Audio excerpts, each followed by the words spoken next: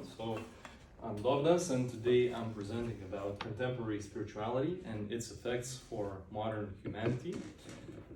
So in this presentation, I will want you to ask yourself the question of what is religion and spirituality for you, and to also think about it a little bit critically. And the contents, we will talk about the modern context, as well as some of the concepts and elements that I will touch upon in the presentation. I'll expand on them. Then I'll compare Medieval Church and Theosophical Society. And I'll include some pros and cons, have a short discussion, and then conclude it. So this slide, I would like you to look deep and start for yourself.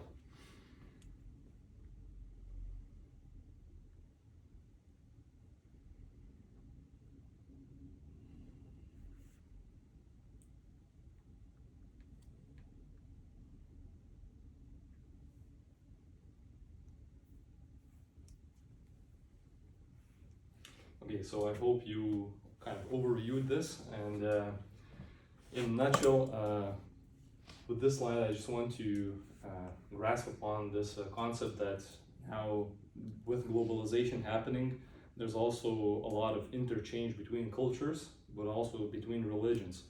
And as a democratization of spirituality as well is happening, so everybody can access different religions, and with the help of spiritual teachings, like different spiritual teachings, everybody can practice the way or express their spirituality the way they want.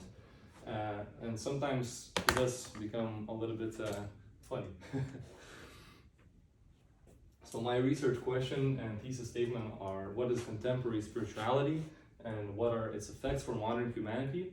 As well as my thesis statement was that contemporary spirituality is a novel, non-religious approach to spiritual or religious teachings, and it may have both positive and negative effects.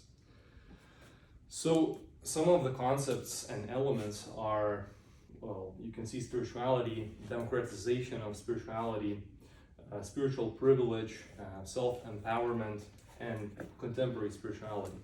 The old spirituality is just something I will personally refer to as comparing medieval, let's say, times religious approach with the contemporary approach.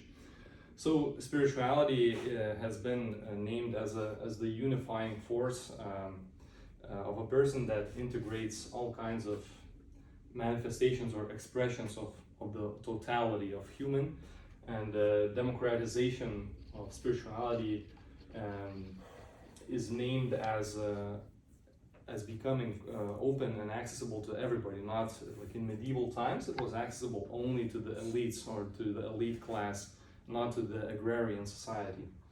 And in a way, that's also what I call as old spirituality. The old, in a way that it's dogmatic. It's like you have to do it a specific way, and you have to go to an organized place and event to connect with God, and that's not how it's happening per se in the contemporary approach. Now, spiritual privilege is a phrase that is so-called. Also, it's linked with the class thing, because a few hundred years ago, not everybody had the privilege to access some sacred texts or understandings of the world and different philosophies. It was mainly through the church that this was happening, at least in medieval Europe. And well, contemporary spirituality can be compared as a different approach to spirituality. So, in the sense that it tries to secularize itself, like from the church, and it empowers the human being. So it's spiritual, but it's not religious. It's also free. It's autonomous, and it empowers the human being. And that also connects with the phrase called the self-empowerment. So the philosopher Nandini Gupta, in totality of this phrase, referred it to any like a personal process of finding the physical and mental tools to be content. And in spiritual regards, he called that as the ability to gather all your inner resources to find and proceed with your personal quest and mission of life. And now I want to move into medieval church and compare it to Theosophical Society. So probably you have the background knowledge that church in the medieval ages was you could call the most powerful force that was organizing the society, that was in control of education and was giving the main foundational value system for the society, as well as was taking care of their health. But at the same time, at least in the Christian part of this, you could have a connection with God only through church. So in medieval times there was also a taxation. So in order to connect with God, you would get taxed, and there was also hierarchy, and so not everybody had the same powers and knowledge as let's say the clergy, and as well as so it had a strong authority, dominance, and control. And now for comparison, so Theosophical Society was founded in late 19th century. It was also running through 20th century, and it's still alive today. And these can be taken as a contrast. So Theosophical Society, these are the founders. So the main founder is Helena Blavatsky, Ukrainian origin woman, and there were some thinkers from the world that, from also different religious backgrounds, that they connected into organization, trying to supersede science and unite all religions into one, saying that it doesn't matter whether that's Buddhism or Christianity or Islam. In the end, the majority of religions, they try to reach the state of enlightenment.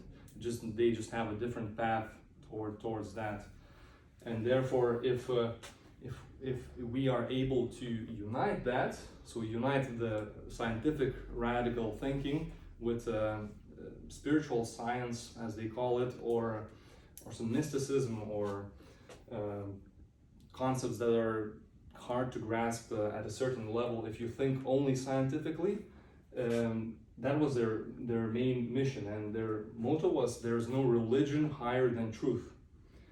So, and that truth a person has to find for himself. So they were blending elements of, it was really interesting what they were doing. So they were not only blending the different major religions, but they were also taking scientific principles as well as some alchemical principles, such as for example, the principle of correspondence. So they take as above, so below, and then try to understand what does it mean in religions, what does it mean in different indigenous tribes, and in different paganism and alchemy and hermeticism, and how is that expressed in religions, with the aim of understanding the world holistically and empowering a human being.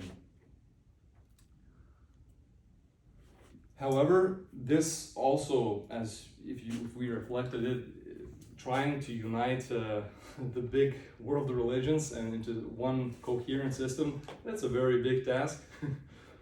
So of course it can have drawbacks, and some of them I've listed, that mixing and mashing of ancient traditions. First of all, is it in just modern humans' power to change ancient traditions and spiritual teachings that more or less consistently been of the same origin, of the same basis for thousands of years, just because of this, let's say, access to it? Can you manipulate it towards how you want to do it? So that's one aspect of the maybe a drawback. And another question is does it cause more confusion or clarity? and as well as the lack of authority or in spiritual or religious sphere at some point can also cause chaos in society. So there must be found, you have to find a certain balance between maybe science and spirituality, or authority and personal empowerment. And some of the pros is that it enhances the international communication and dialogue. So we have the privilege now to try to understand what our friends that are maybe practicing Islam, what is their worldview, and maybe we share something with that, and so those spiritual borders in a way are shattering, because we are all human beings, and it fosters interconnectedness as well, so between people, and it enhances the personal power of a human being. Maybe a person doesn't need to necessarily go to church to meditate or to reach a heightened state by doing yoga or breathwork and have some kind of higher feeling of what that is. So in discussion, these are just some questions I wanted to ask, and so that you would just think in your mind. What's the difference between religion and spirituality? And also, can you be spiritual but not religious? How is this interlinked? Now, in regards to this modern context, should religious teachings that have been as they are for thousands of years, now that we have that power to see, to read more, are we actually in the power to mix everything up and try to make a new system? Or is that maybe destructive and has some negative consequences? And what could be the root causes of such movements if we mix everything up together? So, and how we could proceed now that we have that power. So in conclusion, the spiritual search of meaning in life is innate for human beings, and religious spirituality had a lot of power and controlled the way people practice spirituality. And now with contemporary spirituality, this approach empowers human beings to find their own relationship with God, whether that is doing some kind of rituals and mantras, or maybe that's hugging a tree or meditating. It's up to you. And mixing and matching can be dangerous and in a way cause more confusion than clarity, but in the end, as the spiritual power is or spiritual feeling is innate in us, it's up to us to figure it out, and maybe we don't need the authority for that. So thank you.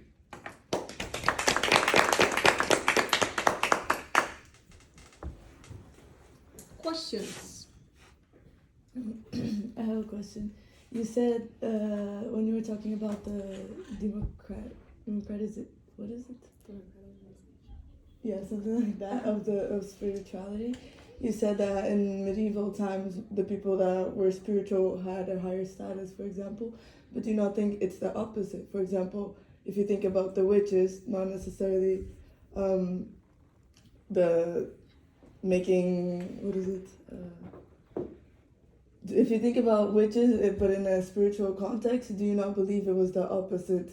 That because those peoples were the outcasts and they were punished for the practices that they had, for example. Yeah, I think that's a very good example of spiritual but not religious. So I think witches were something that were let's say, a class that that were practicing a more some kind of maybe like natural universal knowledge, but that was not accepted in that society, which was based on Christian teaching. So anything that denied that was an enemy. Therefore, and I mentioned some of those aspects what church was doing besides the good things, if it's interested in controlling the society and having a certain order in place, anything that fights against that order is an enemy. Therefore, at that time, being spiritual but not religious was dangerous for them, because it means that somebody can think besides the way we interpret for them, like what is spirituality. And in modern times, we have the power to make something good of that knowledge and information that now we are getting. And there is the danger of mixing and mashing up, of course, but there is the possibility to be spiritual but not religious, and that was not the case in medieval times. What you know what happened with witches, unfortunately. Final question. Do you think people's values will change with the mixing and matching of religions and spirituality? Like the fundamental values we have as a society, specifically in Europe, that was very influenced by the church? That's a very good question. I think at the basic level, at the foundational level, just having more information about spirituality will maybe bring more interest of like see how somebody sees the world, because if you get different perspectives of how Buddhists see the world, of how Taoists see the world, then maybe you're not so much concerned or on what's happening in the TV and news and media. It's just at a higher perspective on life, and that's also related to what kind of information is coming to a simple citizen. So yeah, I would say that's about that. Okay, thank you.